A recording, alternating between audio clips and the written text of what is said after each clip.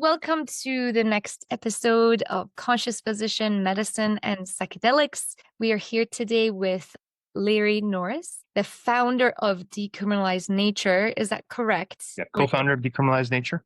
Co-founder. Mhm. Excellent. Larry, tell us about yourself. It's been really quite a journey over the many years to get to where we are today. And both in my personal transformation, my personal journey, but also in the cultural and societal journey that we've been on for the last 20 plus years as this conversation related to sacred plants and mushrooms has become more, I want to say mainstream for lack of a better term, but more recognized, less stigmatized, and definitely repealing some of the Aryan part and dissecting some of that misinformation that we've had for the last 50, 60 years plus, thousands of years if you want to go before that even. So it's really a beautiful space to be in right now, having gone and seen a lot of this transition. And I'm still a young buck compared to some of the folks that were doing research in the 60s and even before that. So I imagine that they're watching this all happen, to go from it was totally legal to research to it's against the law to do any of this kind of research to back now to where it's a much bigger topic. And now it's kind of the pendulum's almost swung a little bit too far where now everyone's like, how do we cash in on this as quickly as possible without necessarily thinking about all the sort of nuance that's necessary to think about. But I started my process. Originally, I'm from Michigan area. I went to the University of Michigan in Ann Arbor. I was very interested in studying the mind and consciousness. These are the kind of the ideas as you come out of youth that for me were most profound. It's like, wow, okay, what is consciousness? What is the nature of reality? How are we engaging in the world? What are these qualities of ineffability? What is this sort of in-between space? But I was still, at that point in time, much more mechanistic in my thinking, my mode of thinking. So while I was interested in psychology, I focused a little bit more on the sort of the biopsychology and the cognitive science, went into more of the neuroscience realm. But then at the same time, I was having mushroom experiences. So here on one hand, having mushroom experiences where I'm sort of seeing the incredible bigness of consciousness, if you will, right? And also having these, textbook readings of my classes at University of Michigan that was suggesting there's more of a smallness to consciousness, as in it exists in the brain only, and we can track it and we can see what these mechanisms are. And yes, there are definitely some things related to that. I think that's an important part of the puzzle, but it just seemed to be missing so much more from my direct experiences than what I was learning in class. So I did sort of that as my undergrad. I had to do a lot of animal research toward the end. And I'm sure, as you can imagine, animal research and mushroom experiences don't often go hand in hand. When you're finding love for nature and that everything's alive and conscious, and then the next morning having to wake up and they fill out grant money so that you can do unspeakable things to mice.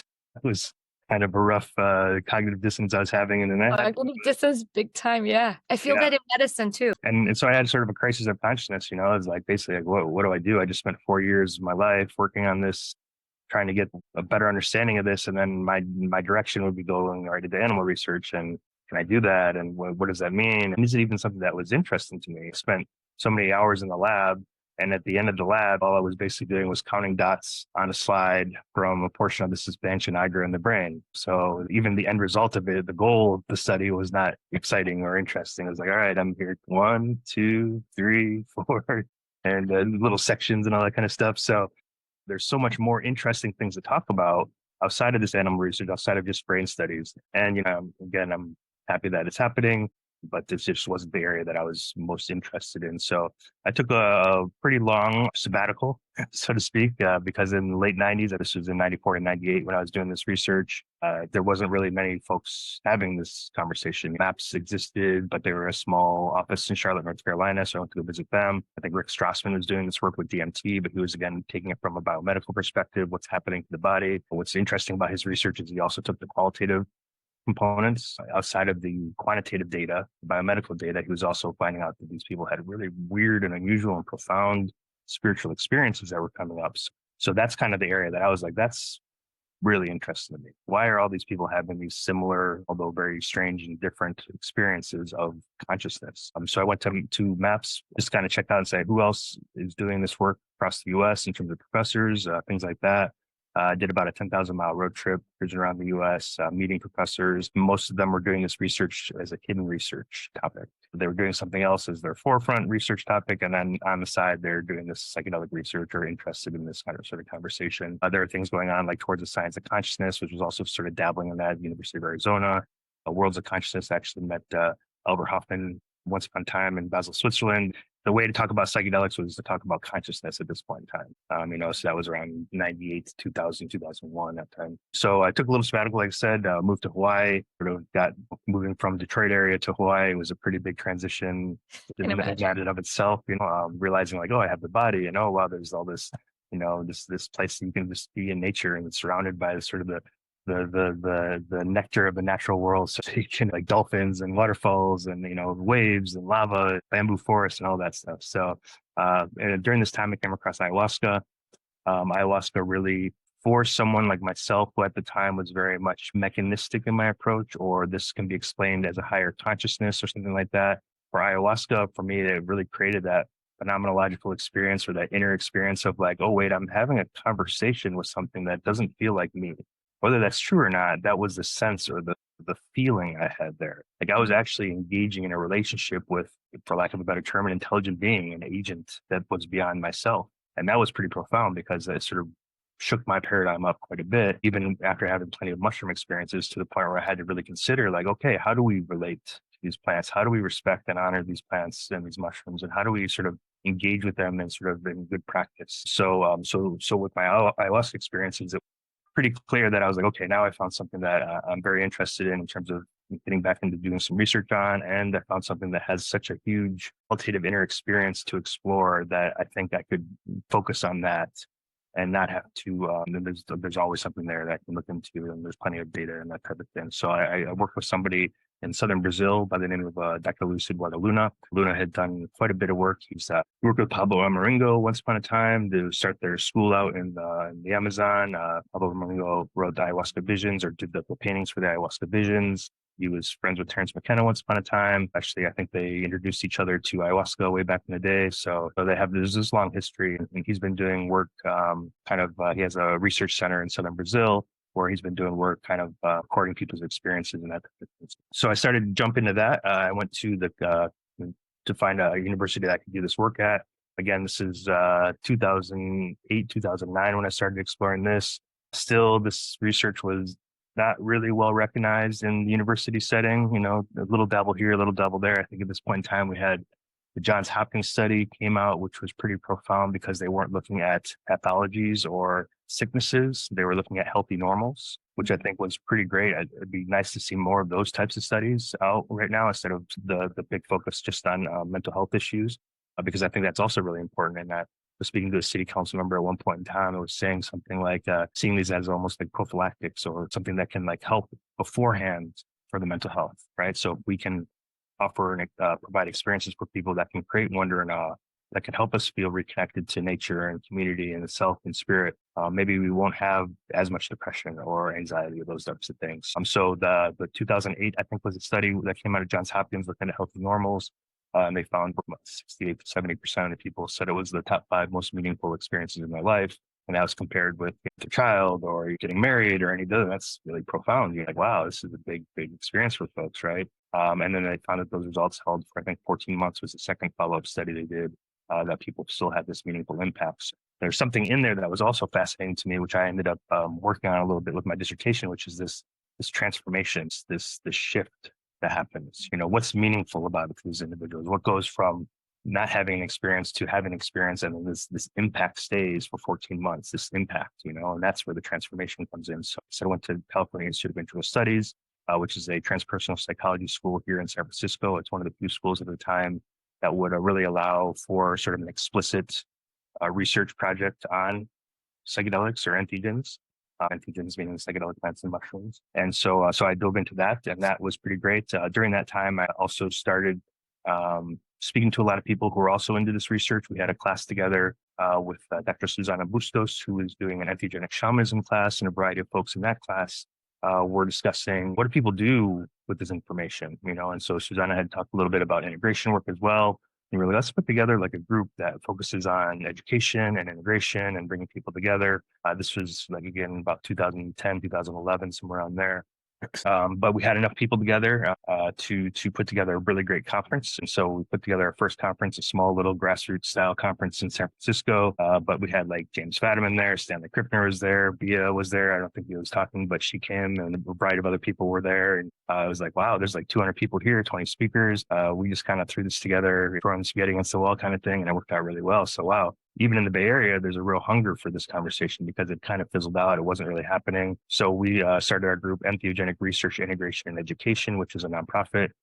We started around the same time as another group with San Francisco Psychedelic Society, which was really great because they were doing more at the time. We're doing more sort of synthetic, recreational, policy-oriented stuff. And our group Erie was doing a little bit more plant medicine, mushroom medicine, traditions, bringing in indigenous speakers and other people who were talking about things that were outside a little bit more in the fringe areas. We also like to have people that didn't necessarily agree with each other come up on stage and sort of speak about what their topics are so that you could actually hear where the nuances are, where the rubs are, where the edges are, which I think is the juiciest part of the conversation. I think one of the best sort of subtle pats on the back that we had was from Dr. Joe Tafur, who said, he was like, well, usually I go to these other conferences and I speak about this topic, but this is an Erie event. So now I can talk about the things that I really want to talk about or that are a little different or that maybe aren't sort of well respected in some of these more corporate or sort of pharmaceutical oriented sort of conferences and get weird. To me, that's what we're trying to do. That's why I even called the group Erie as an acronym. People kind of gave us a hard time about that, but it's like,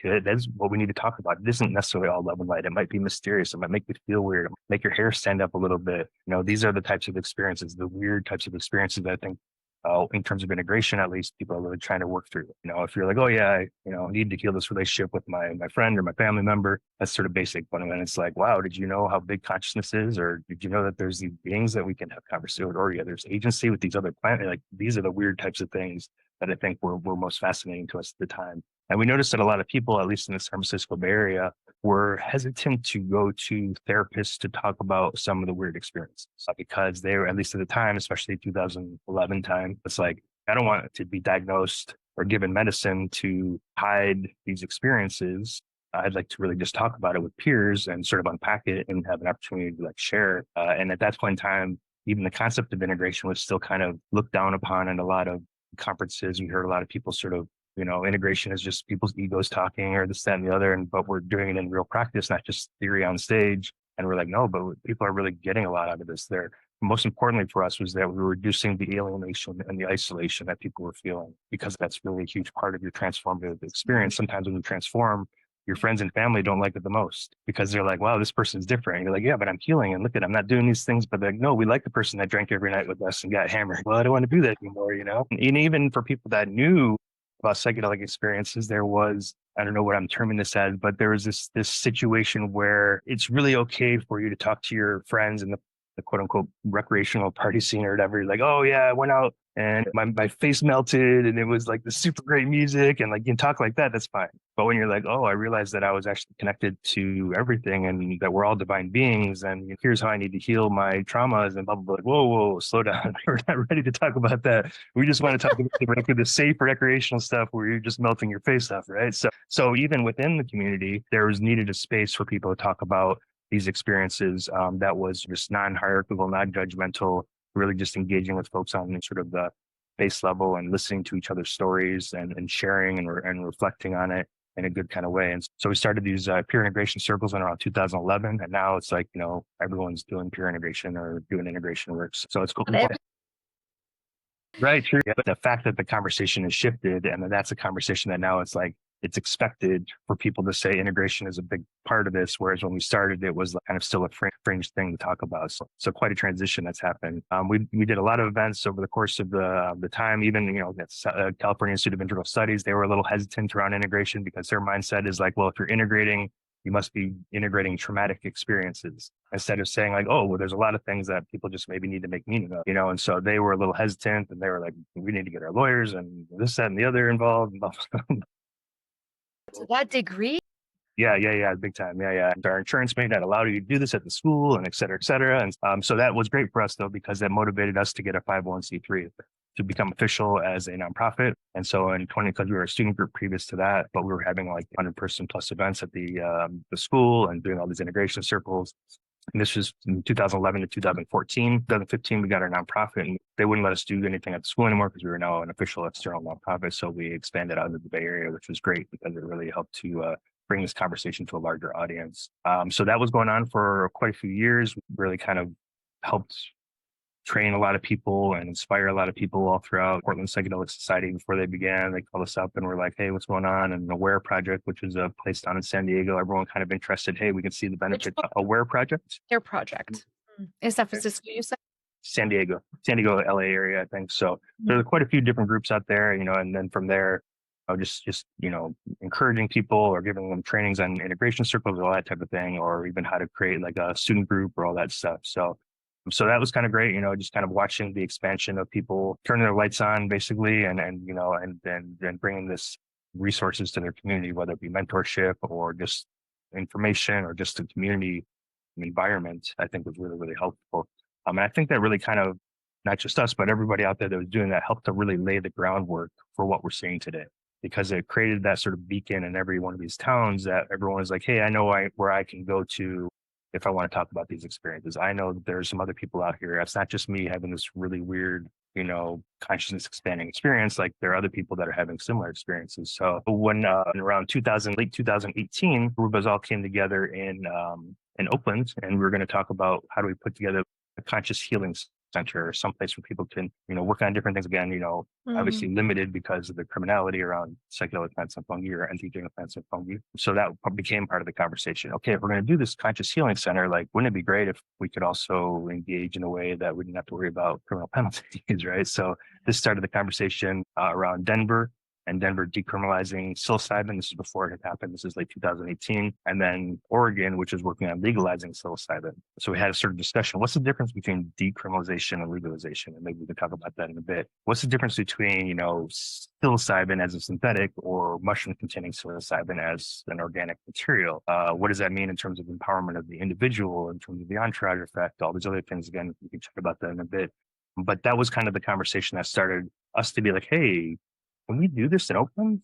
I think we could. We're in the San Francisco Bay Area. Like, why aren't we part of this conversation already? What's going on here, right? And Carlos Pozzola, who is the chair of the Decriminalize Nature board, he had done a lot of work in Oakland in terms of the city council, so he knew the process and knew how to get things, how to maneuver and navigate the city council process. And so we said, okay, well, let's try and do this on the city council level. And basically, what we would do is sort of follow a similar approach that was done with cannabis back in the day, which was sort of a deprioritization and defunding, which would be a de facto decriminalization on the city level. So the city has the power to fund and, say where the resources are going to go and to set priorities for law enforcement. They don't have necessarily the power to change law on the state level. They change law or put it in municipal code, which would be technically called the quote unquote ordinance, which is a resolution.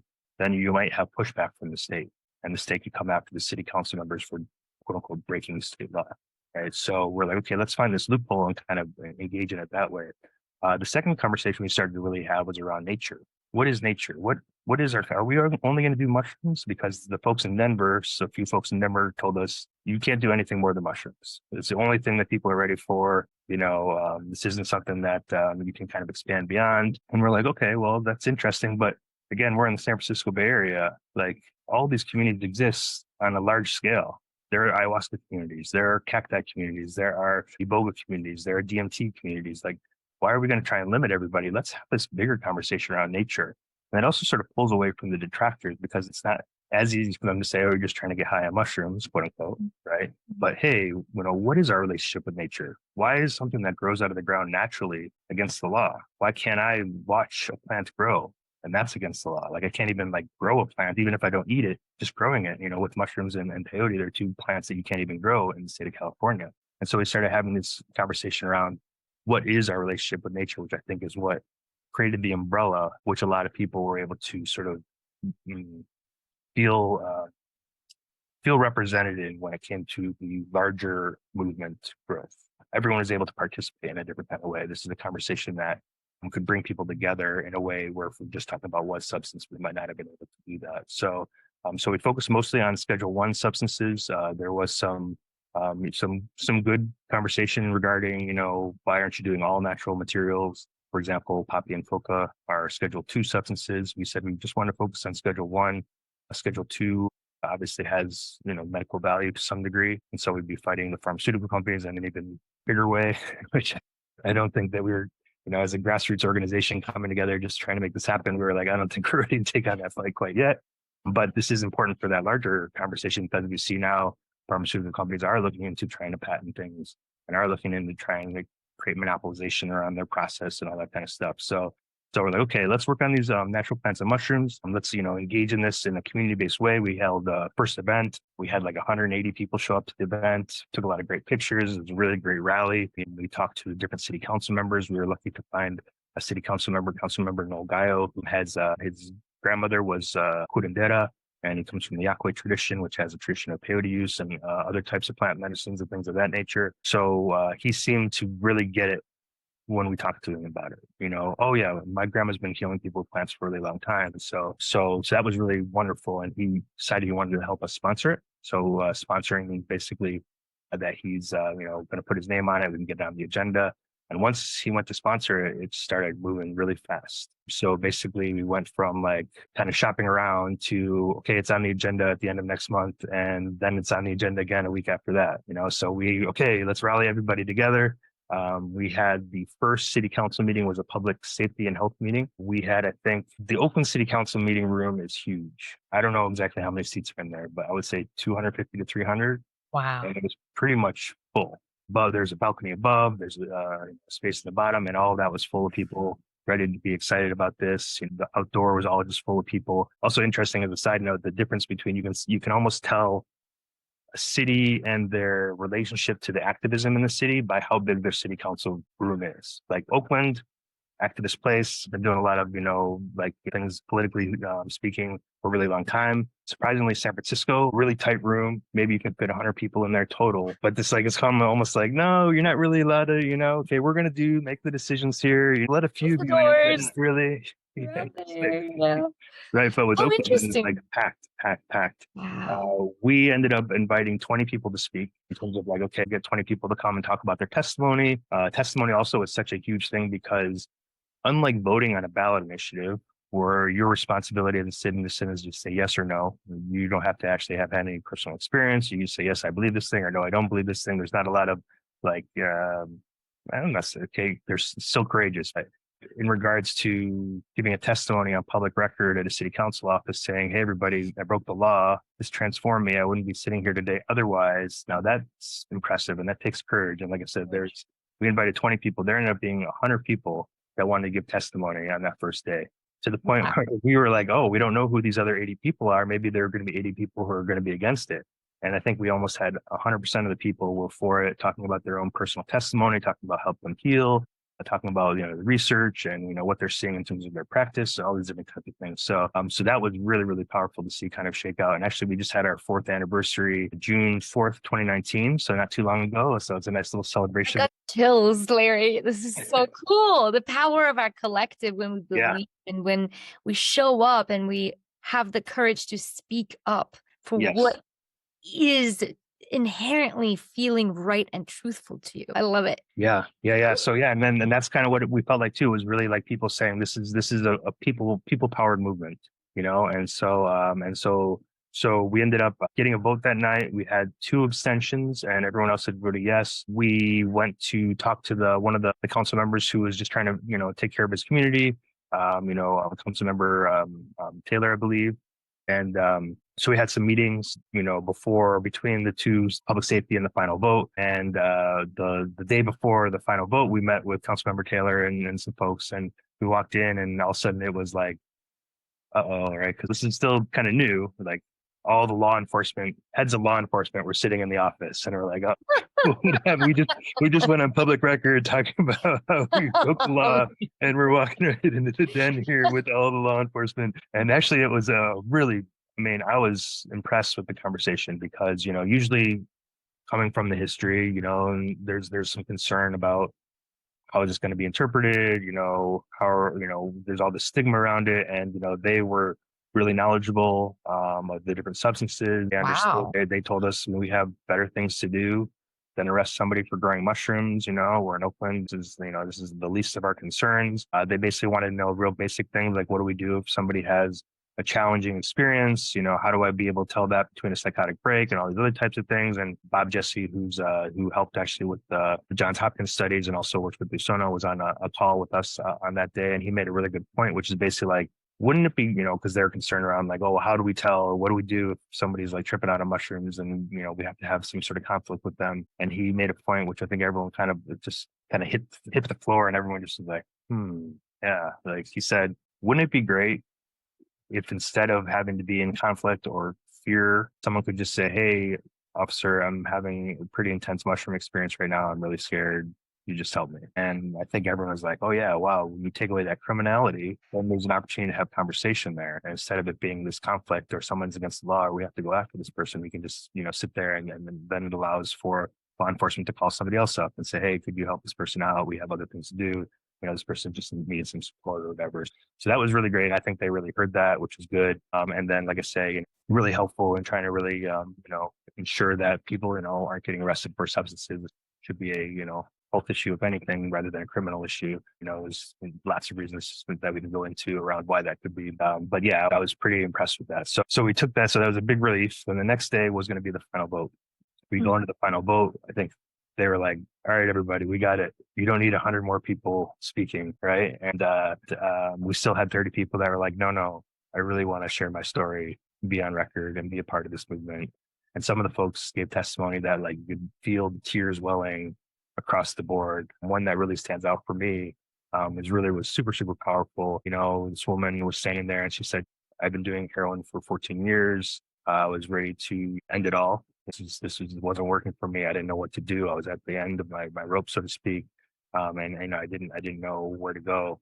She said about 5 years ago, I had an ibogaine experience. It totally shifted me. It allowed me to get out of my substance use issues and allowed me to start my life all over again. And here's my 4-year-old daughter. Oh, And they can just feel everybody like again, me chills too right now. Just yeah, chills. Story, just like wow, the power of these medicines, that somebody's really standing here. Her whole life has changed. She's now has a family. She's now, in a good space and sharing that story. So it was pretty powerful. And I think any city council member to vote no after hearing stories like that would be like run out of town, So yeah. So then they ended up putting it up to the vote. There's some other sort of negotiations to make sure everyone is on board behind the scenes, but ended up being a unanimous decision. And to this day, I don't think there's been a louder applause or cheer that's happened following a city council vote. We get posted on our social media a few times, but they're just like this, like once it was unanimous decision, it was like 300 people in the room were like, yeah, you just feel it, and that was amazing because that was the first time, not just a voter ballot initiative, but another approach through the city council vote to really convince the city council members how this can be beneficial for the community. I think they all were in alignment with, and it was a unanimous decision, which also meant that everyone was in agreement. I think is also really powerful in terms of a movement builder. And then so we ended up celebrating and being excited that this was kind of the first stepping stone of this larger movement. And from there, I think all these communities from all these other cities reached out. They were interested in talking more. They wanted to see if something could happen in their city. Berkeley, which is right next to Oakland, had already reached out to us before the Oakland had passed, and they wanted to pass something. First, they were still working on Berkeley, but hopefully within the next month or so, we'll have passed that, which would be great. But yeah, I just sort of started this movement. It's amazing to think that this movement happened in the middle of a pandemic as well. When people were like, what are we going to do? How do we even talk to our city council members? Is this a priority for city council? And I've heard from so many people all throughout the US that said, you know what, this was like a piece of hope in the middle of this mess. We're on lockdowns. We can't move out of our house. We can't connect with other people. We're isolated. We're alienated. Everyone's concerned about getting everyone else sick. All these things are happening. But there's something that we can talk about together. We can connect with together. It's about expansion of consciousness, about spiritual experiences, about the sacredness nature of nature, and talking about being in community and being in ceremony and all these sort of ways to engage with these different plant medicine experiences. I think that really helped people a lot during this process. There was a little bit of a stall that happened at the beginning, I think from, March, when everyone was like, oh, what's happening, to a little bit later. It's kind of rough. But luckily for us, there's this wonderful team in Ann Arbor, which I maybe gave a little extra time too because I went to school in Ann Arbor, and so I did my undergrad there. So I was like, oh, well, there's this great team in Ann Arbor, and I'd love to see Ann Arbor pass. And so we spent a lot of time. They were like, hey, we're already meeting every week. Let's keep trying. What's it going to hurt? We're just sitting around. We're not doing anything anyway because of all the other conditions that are happening. And let's try and see this can work. And they ended up breaking through the veil of the pandemic, so to speak, and they ended up winning. And once they won, it was like the next year was great because we had a lot of cities that were like close or that were like, okay, maybe this can help with mental health issues or substance use issues that are coming from the pandemic and all these other things. And so I think we had maybe 10 or 12 cities passed in that first year after Ann Arbor passed, which is pretty great. Then we had a little bit of a lull. I think we only had about 2 or 3 cities last year that passed, but this year we're already at 2, maybe hopefully have 5 more before the end of the year. So what's great about this movement is even though there are 100 cities that started off that were super pumped, maybe a lot of those fizzled out because of the pandemic and other reasons, there's this constant flow of people that were ready to sort of engage, are ready to make change happen. I talked about this a lot too, is that before this happened, I didn't know anything about politics or city. I mean, I know politics, okay, that's happening, but like, how do I engage? Yeah. How do I actually make change happen? Like, sure, I can be angry about what's going on. For sure, I can, sort of, be all humbug about like, I don't like this thing or that thing. But if I'm not doing anything, how can I really complain? Yeah. If I'm not really going up and making sure that those people with big money have an opposition to what they're saying, if they're trying to control something or monopolize something or, influence politics as lobbyists and things like that do, then really, how am I really engaging in it? I'm just being upset about it. So I think for myself and probably a lot of other folks, we're really training and teaching people, how do you engage with your city council? How do you engage in local elected politics? On the federal level and the state level, it gets a little out of hand because you have big money that can come in and influence. But on the local level, that really is where the people can make change happen. And so, how do you call up the city council member? How do you write a resolution? How do you bring a community together? How do you set up a testimony? How long are the testimonies? What types of things you need to worry about in terms of the city manager and the chains of command, and is the mayor strong or is the mayor weak in terms of, can they veto a proposal? How many city council members? What's your city council member? Like, there's people like, I don't even know who my city council member is. And so it's like, it's sort of engaging in this direct democracy that I think we've lost as a society, as a community in terms of change. And we've become so apathetic that we've sort of forgotten that, like, yeah, it's our responsibility to protect consciousness. And if we don't do it, then of course they're going to just eat it up because there's no sort of pressure from the people side of things. So that's been really beautiful to see. And it's been quite a movement since then. And I still been helping out a lot of people that are doing the city work to also help build local educational structures or local integration support systems, because that way at least the city council can say, okay, we don't need to overregulate this. This is happening in community. Let's lean on that. Let's have good relationships with the community members that are doing this work. If we have any questions, we can go back to them. And this also sets the table for us to be able to have the conversation at the state and federal level. Because now when a state says, okay, we need to figure out like who are the stakeholders, if the state has passed a bunch of cities, then they're going to reach out to those local communities and get their input on this. So again, while some people might say, oh, well, cities, it's not really that big a deal. I've heard that before. Oh, cities, it's just cities, right? Of course, it's the big money people saying that, right? You have to do it on the state level for it to be important. Go back around to Colorado, we had, when they started off saying, oh, you can only do mushrooms, and this movement happened for 3 years. And then their recent bill that passed, 122, they used all 4 categories that we use. The cacti contain the mescaline, the ibogaine, the mushroom, the psilocybin and psilocin, and ayahuasca and plant combinations similar to ayahuasca that contain DMT. So we had done enough in the conversation, enough in the news, enough in the general movement in general, and the folks in Colorado are also really pushing out hard that now this became the new conversation and as a ballot initiative. So that means it wasn't just convincing 10 people, it was convincing thousands and tens of thousands, hundreds of thousands of people to vote in a particular direction. I think it was 60,000 or something like that who voted for it. But the shift that happened. And I think that's, again, the benefit of talking about nature, because it's not really threatening to folks. Grows on the ground. Why is it illegal? Why is it that if we're really concerned about safety, we don't also criminalize poisonous mushrooms? As many poisonous mushrooms as we want. Nobody says a thing. We won't go to jail for it. So it's not really a safety issue that people are concerned about. And so I think people are seeing sort of the silliness criminalizing nature, especially on the back end of cannabis, where like all the world didn't end. Which I think is the fear that people had, like, oh, if we decriminalize cannabis, everything else is going to be riots in the streets, and everyone's going to be, it's going to be, what are we going to do? Exactly. Yeah. So So that's a really long bio for I love just it, Larry. Oh my gosh. The way you talk about this movement, and I love how you talk about direct democracy, because we lack that. In Albuquerque, in New Mexico, there's a lot more local movements that happen. It's a very poverty-riddled state. Top three most poor states out of the country every single year Mm.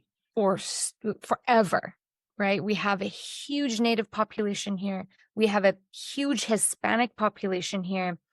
And we have a huge issue with polysubstance use here and addiction. And, one of the things I was doing last year is exactly what you were talking about, trying to reach the city council and also at the state level, reaching the representatives and saying, let's talk about this. We had a House Bill 393 that came out. It was November of this past year for psilocybin. And it was beautifully written. And I just recently got to meet the person who wrote it, to include the Native population, to include physicians who are end of life physicians like palliative and hospice, to include experts in the addiction world, to include people in the indigenous as well in different layers. And I thought it was brilliantly written. But it's so cool to be talking, because I would love to bring that here, to bring it and raise that awareness and kind of see.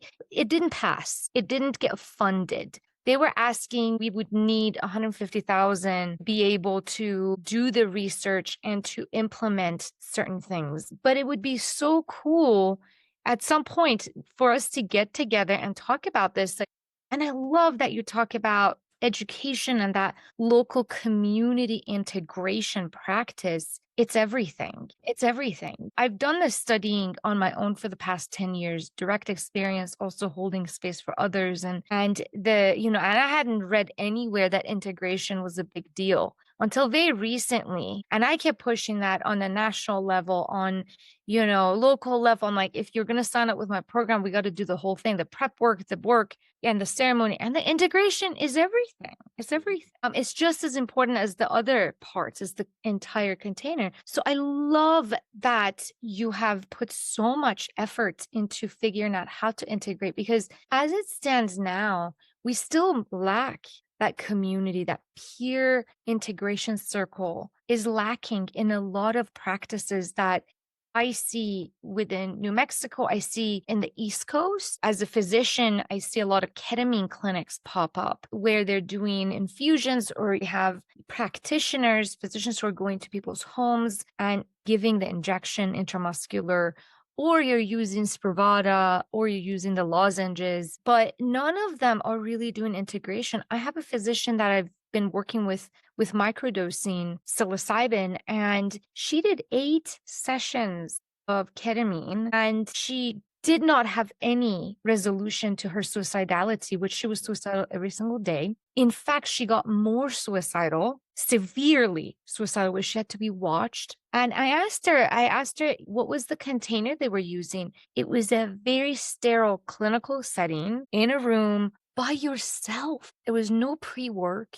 There was no one sitting with her during the infusion. And then she goes home just like that. And she's like, I had all kinds of visions and all kinds of hallucinations. And she had severe trauma that we were able to work through the program. But she was like, your program really changed my life, because there was that caring, loving interaction and relationship building. And so to me, when you say that peer integration circle, it's really life-saving for individuals. And I would love to learn how we can collaborate to bring this here. Yeah, I would love to do that, both in terms of the policy and also the integration work. I think the key with the types of integration that are emerging right now too, you have sort of your one-on-one Yeah. element, but there's something about the peer integration circle that is unique and different, and maybe slightly harder to put in a box for those that want to be a little bit more sort of organized with it. But it allows for a lot of things. Like in a one-on-one, there's always opportunities for editing. Like you're speaking to the person in front of you instead of speaking to your experience. When you have a peer group, there's a lot of people there, so you're just going to be kind of raw. At least this is what I've seen, raw with your experience.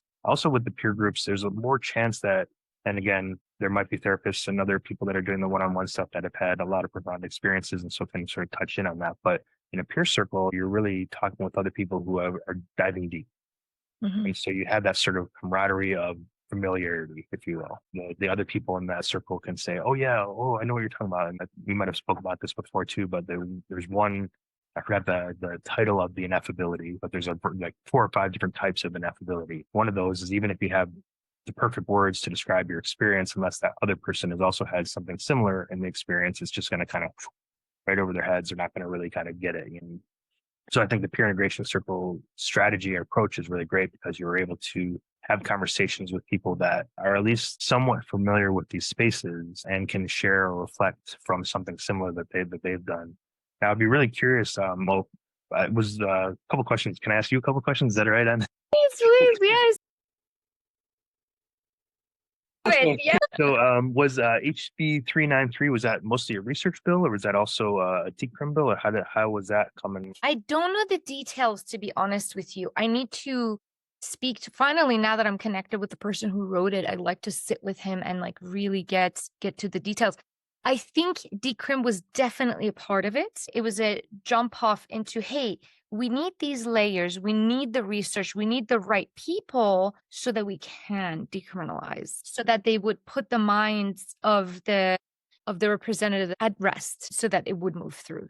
I can connect us together with him. You can ask all the proper questions that I don't have answers to.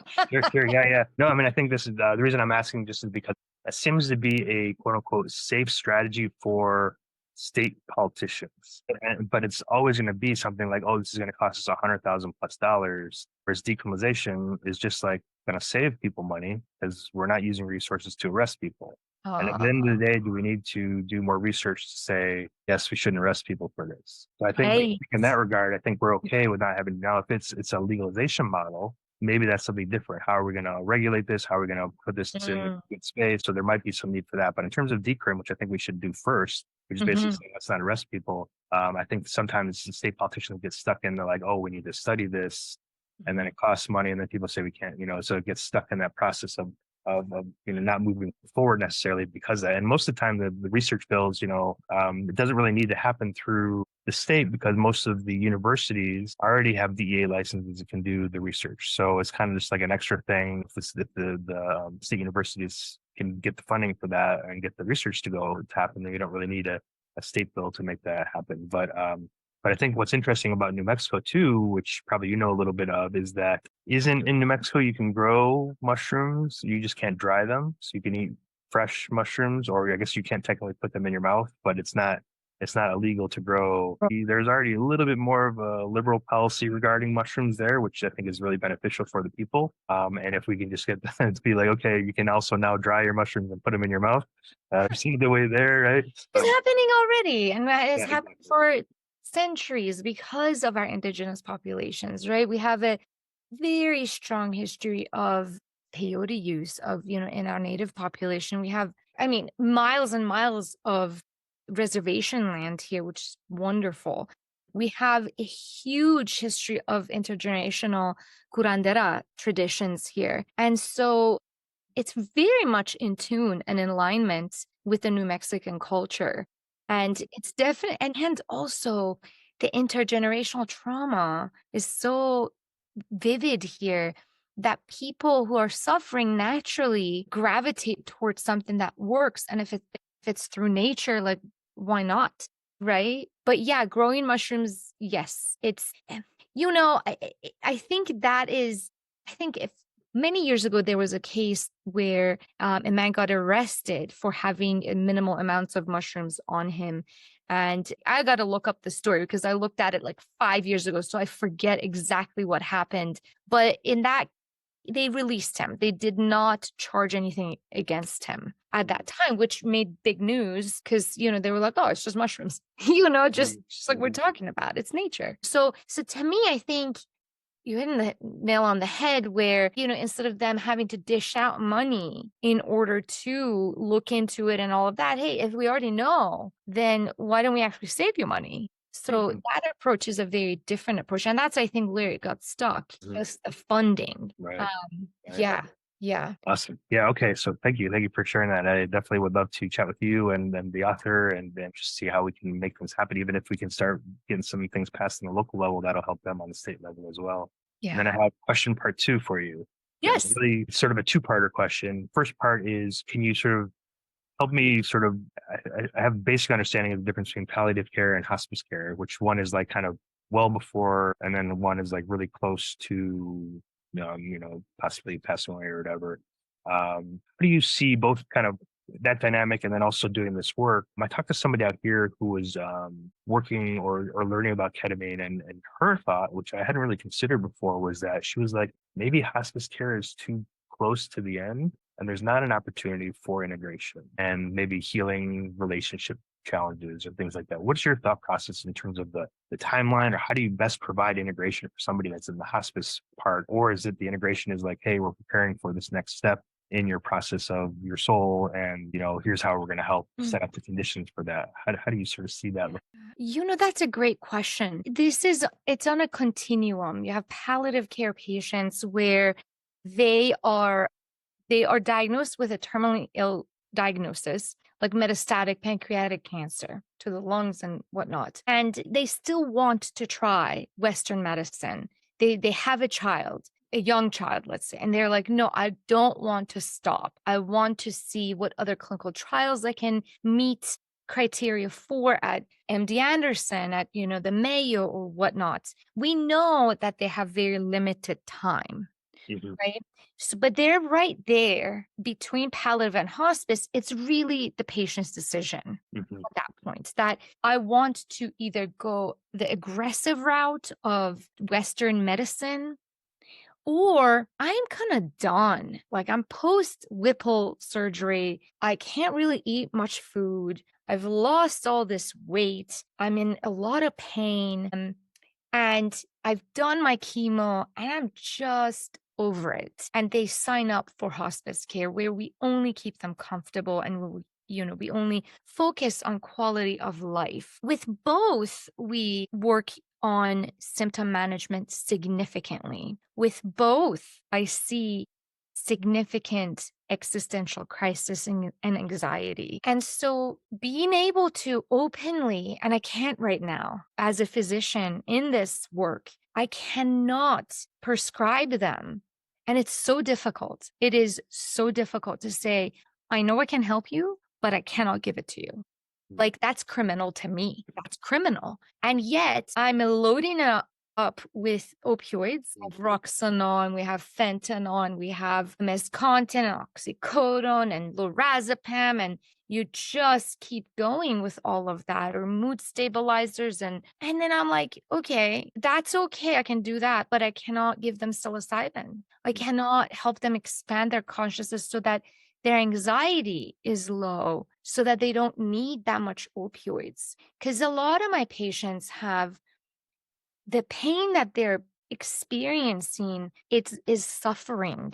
Is that relationships, as you mentioned, is that they don't know how to reconcile their mortality with the guilt and the shame and all the things that we carry as humans. And when we have not resolved, it accumulates. And now we're like, oh, the end is near. What am I going to do? How am I going to reconcile all of that? So, to be honest with you, I don't think it's ever too late if the patient and the family are open to it. Now, there are hospice patients where I take on and they have a week to live or they have 2 days to live. And you can tell, like, having had the experience for so many years, now I know, like, you're at the end, and yeah, we'll do whatever we need to do to keep you absolutely comfortable and in a state where family can be there for you in a comfortable position too. And what's really interesting is the family dynamic. And when the family has a lot of baggage from the past and trauma, if they are not able to let go, the dying patient has a really hard time letting go.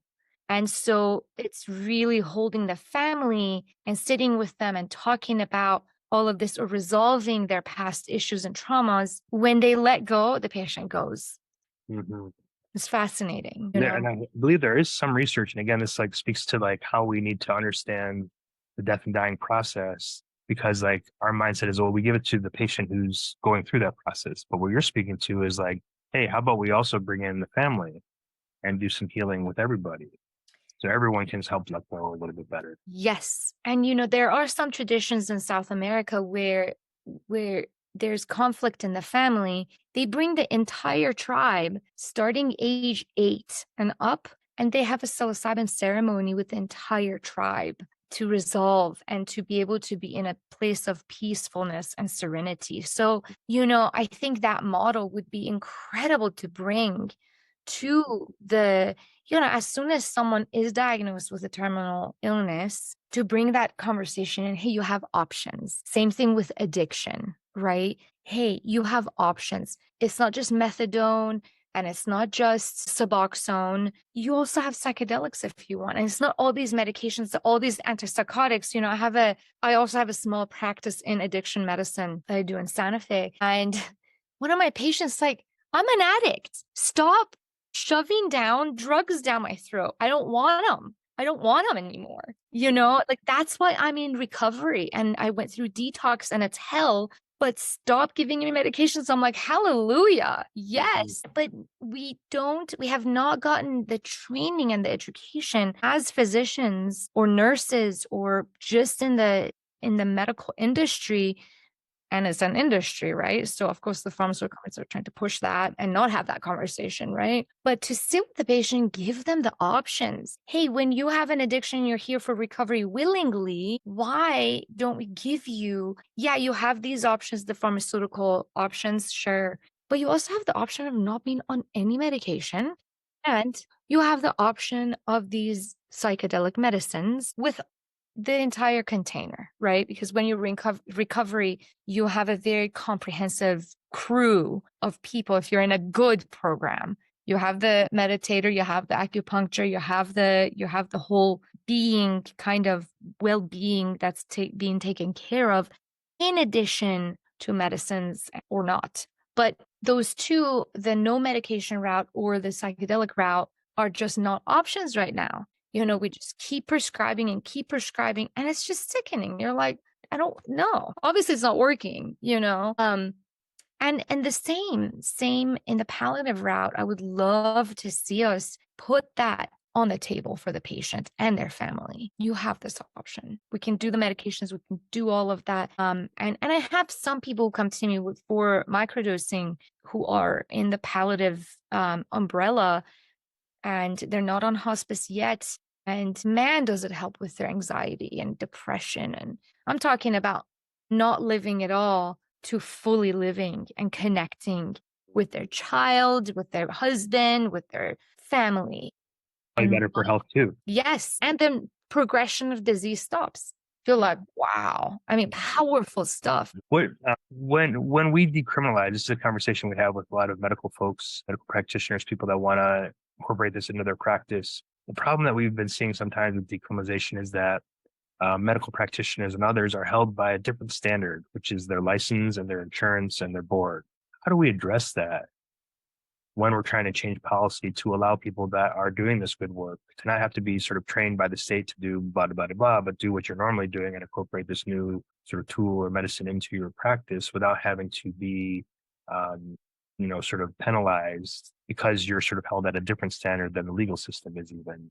But where's our where's the weak point of that issue so that we can bring more folks into this conversation? Totally. The source of it is the scheduling. And I was talking to Rick Strassman about this. So we were talking about, he's like, I don't know how we would change that because he dealt with that significantly, right? Trying to get DMT, through all of it in the 90s. And he didn't know the answer to how to change that.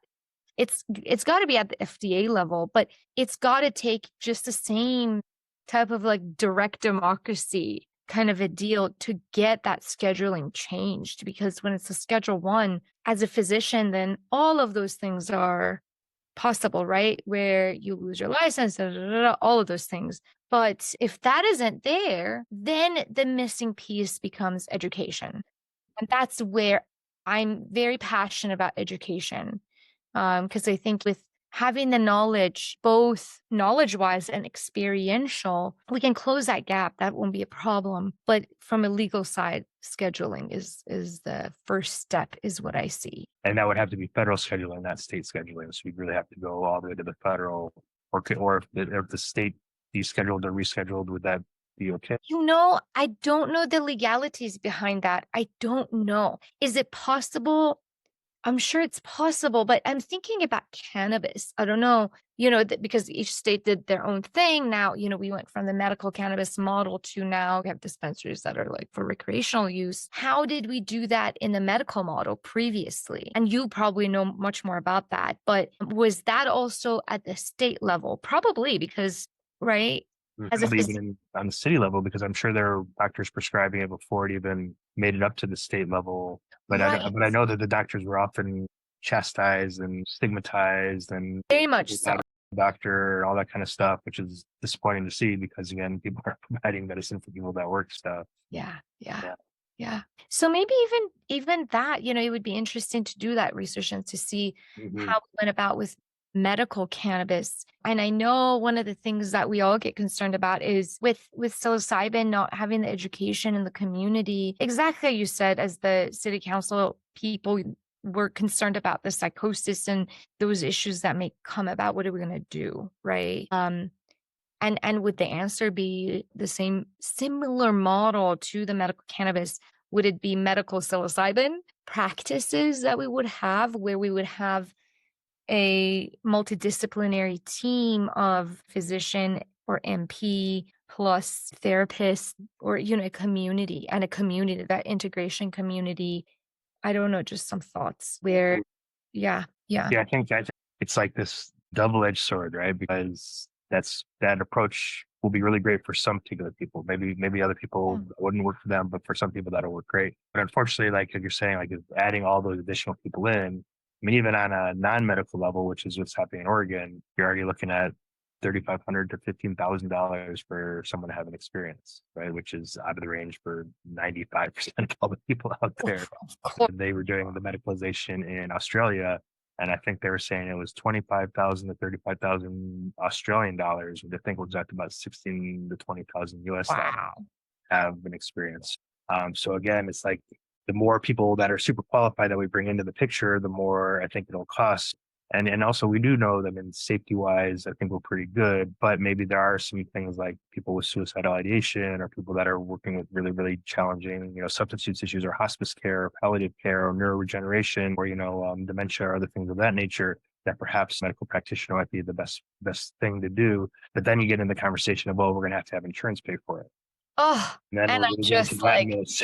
oh, it's a The more expensive mess. it is, then the insurance gets in. And now insurance is controlling how you have this sacred experience of consciousness or healing. And so you're stuck in this weird kind of box that we're trying to get out of, but yet it's still holding us down with these bungee cords. And he's like, how do we make this work? How do we bring everyone's skill sets together and utilize them in a good way to help for healing or personal and spiritual growth, or even just letting people have their experiences and exploring consciousness? All those different types of things are possible. But it's like, how do we maneuver given the sort of certain scenarios where we're stuck in right now? Yeah, a couple of things that come up. I trained a physician up in Baltimore, and she has an addiction medicine and pain medicine, a practice that's very successful. After our work together, one of the conscious life practices that we work on significantly is meditation and contemplation. And I call it awakening meditation, because wake up and sit and meditate, because that's how you start your day. So it was very cool that I brought her on the podcast, and she has found a way to bill insurance for group meditation for her patients, for pain patients. These are patients who are severely on really high doses of pain meds and all of that. But knowing that with meditation, you can actually decrease pain. And there's like a code, there's an insurance code that you can bill for from a medical practice that covers group coaching and group meditation. And so she's doing that. And it's so cool that there are ways we can go about it that would make sense, where you would bill for time instead of for diagnosis. and you include the diagnosis. And of course, like the patient who's coming to you for palliative care issues, they have a terminal diagnosis and 15 other things probably that they were given all along the way. I think, can we pioneer this? We could, but that scheduling has to change Right. first before we can say, hey, so I'm seeing this palliative person who's here, and I had a 2-hour session with them, let's say with ketamine. I am ketamine. How do I bill for that? Now, with psilocybin, it's a much longer 6 hours. So then we would have to figure out, oh, would insurance pay for 6 hours in one day, right? Mhm. Or could there be a hybrid model of patients being able to pay out of pocket because some of it is paid by insurance? For the therapeutic portion of it, the integration, why not have therapists get paid the same amount they get paid? An average, what I see in the market is 125 to, let's say, 250 an hour, depending on years of experience, the type of thing that you're doing and all of that for a therapist. And so let's say your integration is you do 3 sessions of integration over the next 3 weeks. Most people who are getting therapy already obviously can afford it, right? So um I think thinking about it from a different perspective is what we need to do now. Instead of thinking, majority of us are thinking a bundle, and in that bundle is $3,000 to $5,000 at least, right? Because of the amount of time you spend, the expertise you have, the level of experience you have in the room. Now, the other thing that I keep hearing about is potential for the nonprofits or formation of a church, right? Mm. And so under that church model, then you get donations. And some people are practicing that way. He's talking to a group in Alabama who is doing ayahuasca and psilocybin groups with a native church. And there is just by donation. Yeah. And do you envision that as things move forward and maybe insurance needs to get involved or anything like that, how do you see the dynamic playing out between the question Oh, of I love it. I love it. Yes. how do you see the dynamics playing out between synthetic psilocybin and mushrooms with psilocybin? Because, for example, in Oregon, they even limited there to only be one type of mushroom, which is the cubensis, but yeah, you can go outside and pick a variety of other different types of mushrooms that are also 200 other types, right? right. So how do you see that playing out? And do you see that being effective, or do we need to like really? I mean, I have my own biases, obviously. I'm all about the nature, but what's your thoughts on that? I am not for synthetic, period. I think the whole plant has a consciousness that is sacred, and we have to honor that. By this Western medicine way of extraction, we have seen harm to millions of people for many, many years. And I'm not for it. I'm all about that whole plant nature. Look, psilocybin mushrooms have been used for millennia, Right. since the earth has been around and humans have been around, animals have been around, so have mushrooms, and they've been used, and animals have eaten them and have used them, right? For evolution, and for us to come and say, let me take this molecule out for monetization, it's sickening to me. That's criminal to me. Yeah, we're on the same page with that. Yeah, and it's so interesting. You know, you mentioned this as a sort of a side topic there, the conversation relating to animals and these different plants and mushrooms, and it really that's really sort of begs the question of like, we'd like to think of like humans as like the pinnacle of consciousness, but here we have these other animals that are also seeking out these plants or mushrooms, whether it's the reindeer eating amanitas, or I've seen bears and foxes eating amanitas as well, or you have the elephants that eat this particular type of fermented fruit. You have the dolphins and the puffer fish. You know, you have all these different types of animals that are looking for altered states of consciousness. And I think, there's some speculation that even ibogaine or iboga was discovered because they watched gorillas eating the roots of the iboga plant. So gorillas have been eating iboga for longer than humans have, that type of things. So I think that's, an interesting sort of side topic there is like, even these animals are working with these plants. And so it's safe across many different. To say that we as humans have lost our way, that animals have always been connected and they continue to be. They know when to eat a particular plant. I watch our dogs go after certain weeds in the yard or when we go on the trails and walk, or one of them likes the sunflower. We wonder what time, like what is happening that she craves that type of Right. plant at that certain time. And they are in tune. We're not in tune. Once we use psychedelics, then we're more in tune, of course, with ourselves, with nature, with animals. And I think that's really the trajectory that I would love to see for our earth to go to, right? Is that's what we really need, is that us humans change our wavelength to be connected with animals and with the plants so that we stop destroying. And hurt people. And so I get that. And I've been there. And but that's why we're on this path of evolution to get better and to not better in a sense of oh bad and you know what I mean. It's Sure. to Growth. evolve ourselves. Growth. Yeah. Yeah. Evolve ourselves so that the trajectory of our planet goes towards a direction of healing. But once we heal ourselves, that's what we are going to see too, which I love. And I agree with that. Like the connection, part of healing ourselves is healing our connection to nature, and that we aren't actually separate from nature. We are nature. We're also animals, right?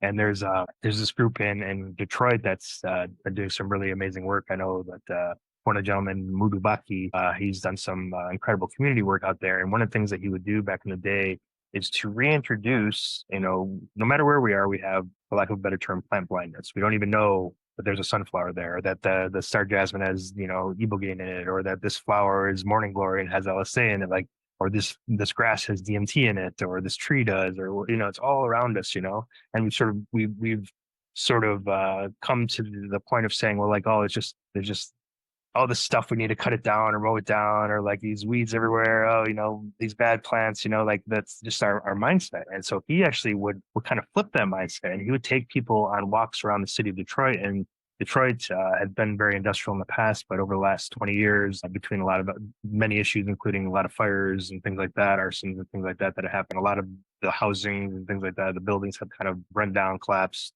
don't exist anymore. So more recently, when I've gone out there, I've been like, wow, like, Detroit is actually a lot of nature there because of a lot of these properties and things like that. So you have these properties with all what maybe some people would say weeds or blight or like this problematic overgrowth, right? And he's going in there and saying, hey, everybody, let's come check this out. On this property, this plant is this and it does this and it's medicinal. It's not a weed. Or this plant over here does this and it does this thing. And this flower you can eat.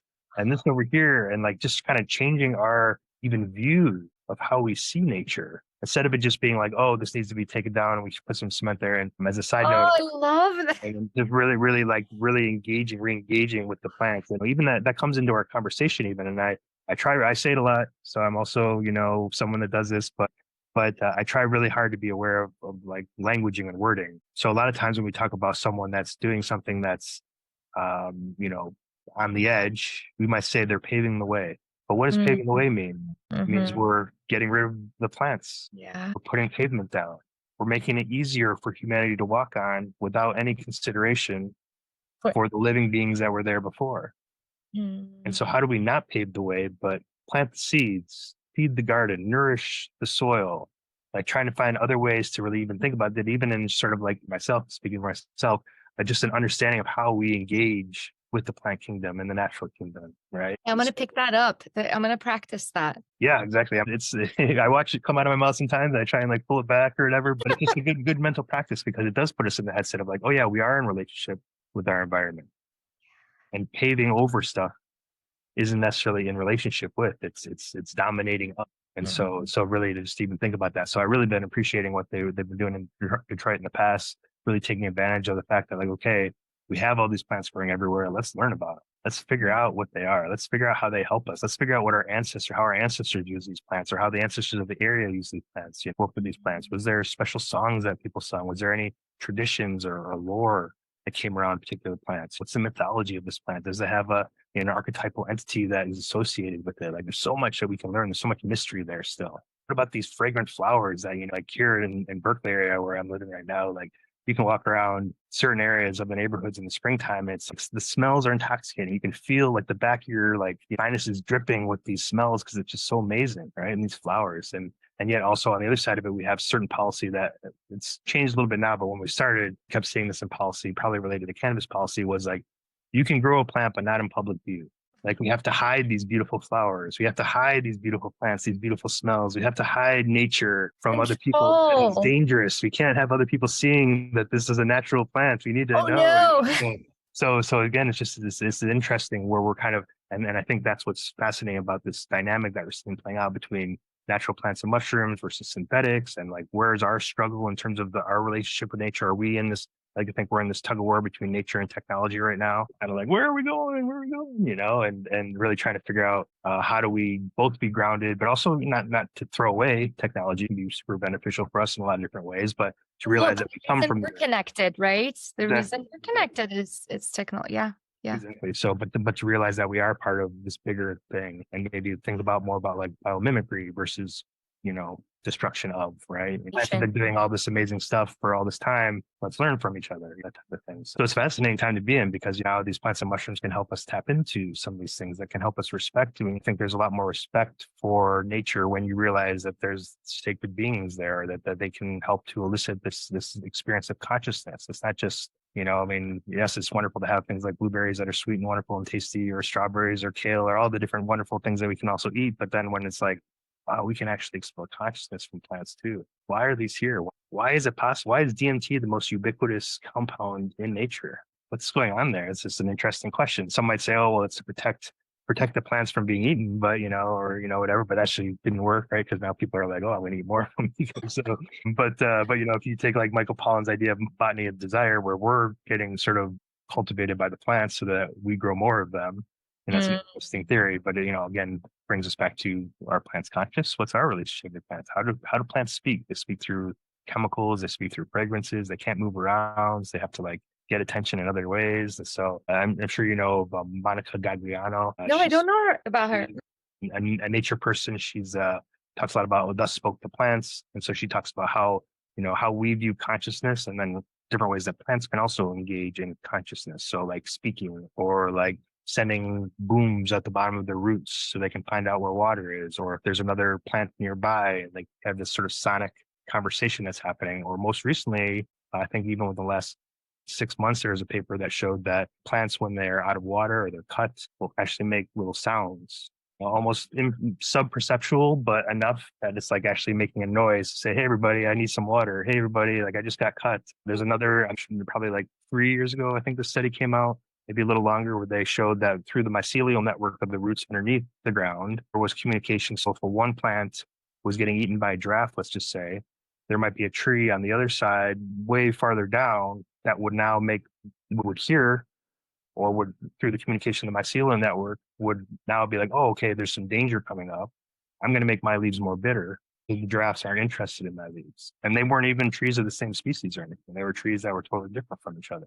But there's this conversation happening. So what is consciousness? What does that mean? How are we not aware of the consciousness that's happening in plants that exist out there? So lots of big questions, of course, but I think that's another thing about us talking about nature, talking about plants and mushrooms, that we are allowed to talk about that now in a bigger way, rather than it just being something that we extract or synthesize by a human being. That's kind of lost some of that dynamic. Yeah. And you know what it makes me want to do is go lay on the grass right now and just like hug it.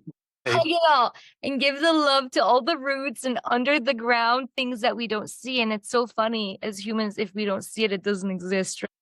Mm. And to be held by all of it, that we're held by just these million organisms underneath the earth. We're being held and upheld. It's so beautiful. I love it, Larry. We're gonna have to talk more. I have questions for you. Okay, I have more questions. My turn.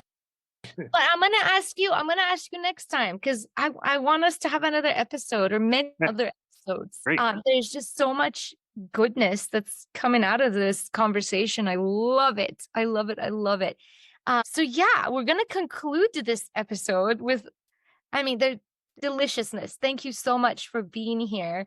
Just sharing your wisdom and experience and perspective with all of us. It's invaluable. Thank you so much for the work you're doing. And I'm definitely we're gonna continue this. I appreciate it. Yeah, thank you very much for inviting me. It's really great to have a conversation. Thank you for letting me ask you some questions, because I think that's a beautiful sort of emergence of conversation, because that's stuff that I think we all need to hear from different perspectives, and you're coming from such an interesting perspective as well, with so much skills and knowledge, and I really appreciate learning from you as well. So I really look forward to future engagements and podcasts, and maybe some collaboration and some other work as well, and some local decriminalization as well. So yes. I think for reaching out and inviting me here.